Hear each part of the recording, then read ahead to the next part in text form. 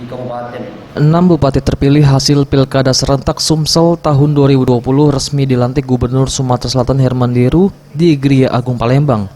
Banyak hal menarik yang menjadi sorotan dan menjadi rekor dalam pelantikan dan pengambilan sumpah jabatan para kepala daerah terpilih ini.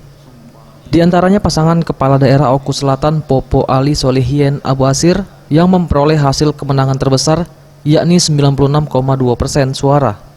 Selain itu ada Bupati termuda Pancawijaya yang memimpin Ogan Ilir, serta pasangan Ratna Mahmud Suwarti, pasangan kepala daerah perempuan pertama di Sumatera Selatan. Adapun Ratna Mahmud merasa senang menjadi pasangan kepala daerah perempuan pertama di Sumatera Selatan bahkan di Pulau Sumatera. Ratna Mahmud juga mengatakan akan langsung menemui organisasi perangkat daerah atau OPD di lingkup pemerintah kabupaten setempat.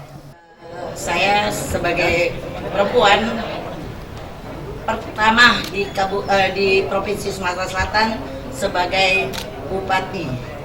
Kami berdua satu pasang yang perempuan sama perempuan pertama di Sumatera Selatan, kemungkinan di Sumatera. Setelah pelantikan ke daerah, saya akan konsolidasi pada semua OPD untuk merapatkan untuk menunjang visi misi saya, dan kami berdua akan ke daerah kecamatan mendukung Musrenbang Cap itu sampai ke desa-desa. Jadi usulan dari semua kades-kades akan saya cek infrastruktur di lapangannya bagaimana.